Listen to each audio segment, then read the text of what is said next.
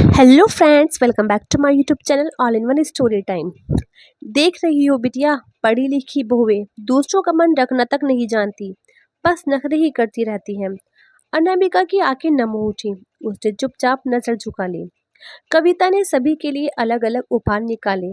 नेहा के लिए सलवार सूट, रजत के लिए टाई, अभिषेक के लिए शर्ट पीस। सभी भाई बहन खुशी से झूम उठे, लेकिन अनामिका भी इस कोने में चुप बैठी रही। लखनऊ का वो पुराना घर जिसकी चौखट पर कविता हमेशा हंसते हुए कदम रखती थी, आज कुछ बदला बदला सा लग रहा था। भाई की शादी के बाद पहली बार मायके लौटते हुए उसके मन में उत्साह भी था और जिज्ञासा भी। जैसे ही ऑटो रुका, उसने मुस्कुराते हुए आंगन में कदम रखा और पुकारा, माँ नेहा, कोई है क्या? दरवाजे पर सबसे पहले उसकी नई आई भाभी अनामिका दिखी। हल्की गुलाबी साड़ी, आंखों के नीचे गहरी थकान और चेहरे पर जबरन चिपकाई हुई मुस्कान। कविता ने तुरंत उसे गले लगा लिया। अरे वाह मेरी भाभी, कैसी हो? अनामिका ने हल्के स्वर में कहा। मैं ठीक हूँ दीदी, आप सफर से थक गई होंगी, आइए बैठिए, मैं चाय नाश्ता लेकर आती हूँ। उसके लहजे की ठंडक कविता को चुभ गई। सिर्फ 2 महीने हुए थे शादी को और भाभी के चेहरे की चमक ऐसे बुझी क्यों? कविता ने सोचा, ये तो वो अनामिका नहीं है जिसे मैंने शादी के दिन देखा था। कुछ तो है, बहुत कुछ। कविता माँ शकुंतला देवी से मिलने भीतर गई। माँ ने उसे गले लगाकर कहा, अरे बिटिया, इतनी बड़ी अटेजी क्यों उठा लाई? यहाँ साड़ियों की तो कोई कमी नहीं। कविता हंस पड़ी। माँ, साड़ियाँ तो मिल जाएंगी, पर ब्लाउज कहाँ से लाऊंगी? देखो भाभी तो पतली दुबली हैं और मैं थोड़ी भारी भरकम। माँ बोली, अरे सिर्फ काला और सफेद ब्लाउज ले आती, वही सब जगह काम आता। पास खड़ी अनामिका ने हल्का सा कटाक्ष फेंका। कुछ चीजें काम चला लेने वाली नहीं होती माँ जी। वातावरण में हल्की खामोशी छा गई। कविता ने मुस्कुराते हुए बात बदल दी और अपना लिया हुआ उपहार निकाला। उसने अनामिका को एक सुंदर बैग थमाया। ये देखो भाभी, तुम्हारे लिए खास चुना था। अनामिका ने बैग को देखा, फिर बिना कुछ बोले माँ की ओर बढ़ा दिया। कविता हैरान रह गई। क्यों भाभी, तुम्हें पसंद नहीं आया क्या? अनामिका ने हकबका गई। नहीं दीदी, पसंद तो बहुत है, बस आप ही अपने पास रख लीजिए। माँ शकुंतला देवी ने तीखे स्वर में कहा, देख रही हो बिटिया, पढ़ी लिखी बहुएं दूसरे का मन रखना तक नहीं जानती, बस नखरे ही करती रहती हैं। अनामिका की आंखें नम हो उठी। उसने चुपचाप नजरें झुका ली। कविता ने सभी के लिए अलग अलग उपहार निकाले। नेहा के लिए सलवार सूट, रजत के लिए टाई, अभिषेक के लिए शर्ट पीस। सभी भाई बहन खुशी से झूम उठे, लेकिन अनामिका बस कोने में चुप बैठी रही। कविता ने मुस्कुराते हुए कहा, भाभी, और तुम भी तो कश्मीर घूम आई हो ना, हमारे लिए क्या लाई? अनामिका ने फीकी मुस्कान दी और जमीन की ओर देख लिया। कुछ बोल ही नहीं पाई। अभिषेक हंसकर बोला, दीदी, भाभी जो भी लाई थी सब तो माँ के पास ही है, अब वही दिखाएंगी। माँ शकुंतला देवी ने तुरंत उसे छिड़क दिया, चुप कर, ज्यादा जुबान मत चलाना। रचन ने धीरे से कहा, माँ, इसमें डांटने की क्या जरूरत है? अभिषेक ने तो सच ही कहा। माँ के चेहरे पर गुस्सा तैर गया। तू भी अब बीवी का पक्ष लेने लगा है? शादी को अभी महीना ही हुआ है और तेरा रंग ढंग देखो। माहौल गर्म होने लगा। स्थिति इससे पहले अनामिका उठी और चुपचाप अपने कमरे में चली गई। वहां पहुंचते ही आंसुओं ने उसका साथ छोड़ दिया। खिड़की के पास बैठी अनामिका सोचने लगी, कितनी खुश थी मैं जब कश्मीर से लौटी थी। एक चीज कितने मन से खरीदी थी। पापा ने जाते समय 10,000 रुपये चुपके से मेरे पर्स में रखे थे। उन्होंने कहा था, मेरी लाडली घूमने जा रही है, अपने लिए कुछ अच्छा लेना। मैंने मम्मी के लिए शॉल, भाई मनीष के लिए टी शर्ट, पापा के लिए सिगरेट केस, सासू माँ के लिए सिल्क की साड़ी, बाबूजी के लिए गर्म कोट, नेहा के लिए कश्मीरी कुर्ता, अभिषेक के लिए घड़ी और दीदी कविता के लिए शॉल खरीदी थी। रजत ने मुझे अपने हाथों से मोतियों की माला पहनाई थी। पहली निशानी थी उसकी मोहब्बत की, लेकिन माँ जी ने सब कुछ अपनी अलमारी में रखवा दिया। उसकी आंखों से आंसू बह निकले। वह जानती थी उसकी खरीदी हर चीज अब शायद कभी उसे वापस ना मिले। शाम को जब कविता भाभी के कमरे में पहुंची तो उसे सब सुना सुना लगा।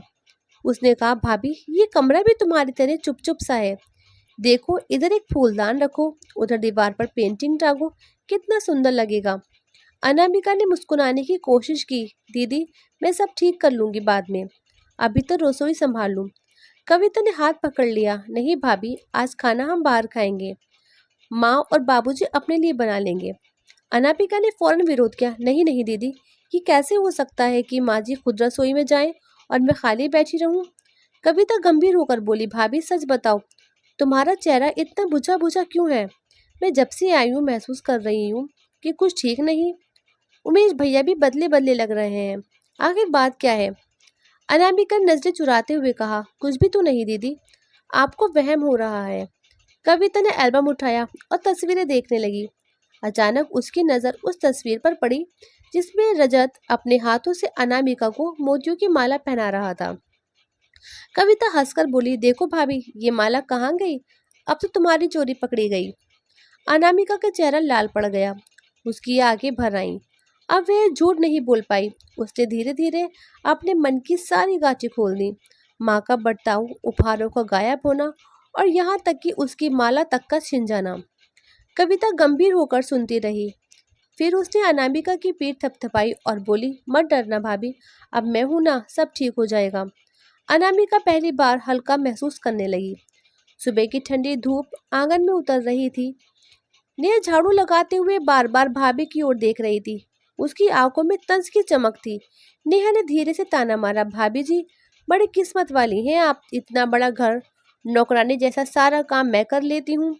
अनामिका ने सिर झुका लिया। नेहा, ऐसा क्यों कहती हो? मैंने तुम्हारा क्या बिगाड़ा है? नेहा खिलखिला पड़ी। बिगाड़ा कुछ नहीं, लेकिन सुधारा भी तो कुछ नहीं। माँ जी कहती हैं बहू का पहला काम होता है सबका दिल जीतना, और आप तो पहले ही दिन हार गईं। इतना कहकर नेहा तेवर बदलकर कमरे में चली गई। अनामिका वहीं खड़ी खड़ी आंसू पोंछने लगी। उसी वक्त कविता उसके पास आई और उसका हाथ पकड़ लिया। भाभी, इनकी बातों का दिल पर मत लो, मैं सब देख रही हूँ, लेकिन अब चुप रहने से कुछ नहीं होगा।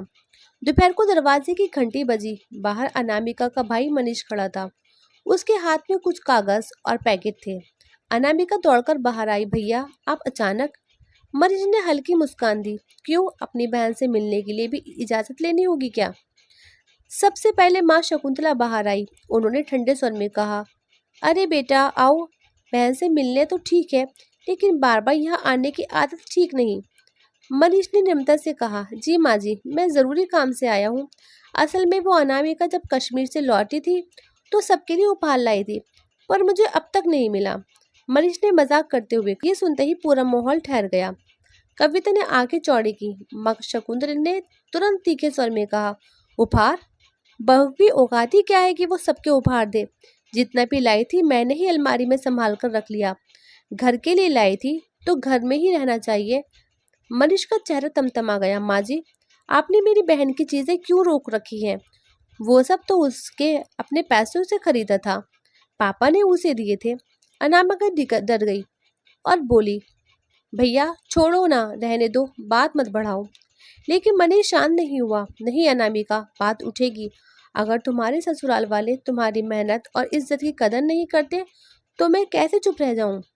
नेहा दौड़ती हुई भीतर आई और जोर से बोली, माँ देखो ना, भाभी के मायके वाले तो हमें चोर साबित करने पर तुले हैं। बाहर आ गया। उसने गुस्से में मनीष की ओर देखा। देखो मनीष, तुम हमारे घर आकर तमाशा ना करो।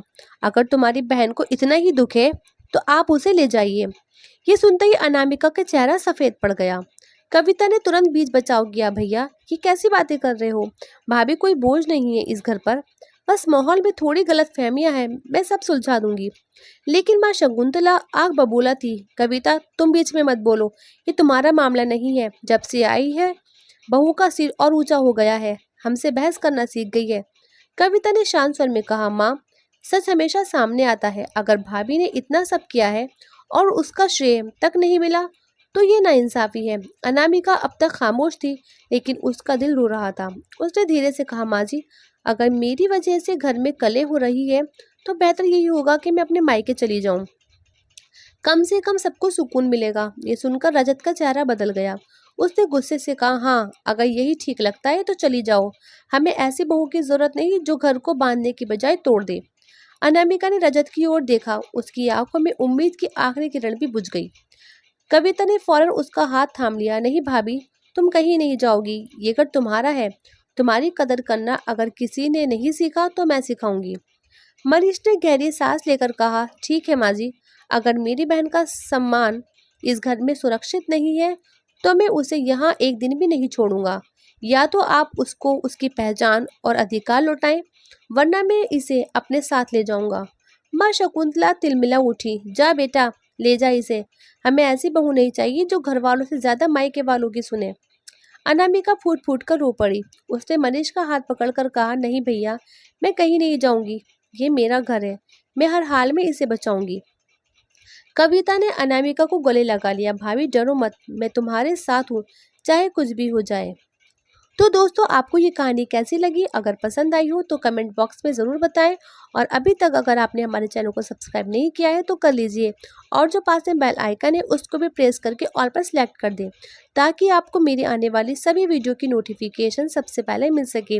तो ऐसी अच्छी अच्छी कहानी सुनने के लिए हमारे channel all in one story time को सब्सक्राइब करना ना भूलें, और एक लाइक, शेयर और एक प्यारे से कमेंट के साथ अपनी राय ज़रूर बताएं। और अगली कहानी किस टॉपिक पर सुनना चाहते हैं वो भी ज़रूर बताएं। तो मिलते हैं ऐसी ही एक और अच्छी कहानी के साथ। तो तब तक के लिए tata bye bye and thanks for watching.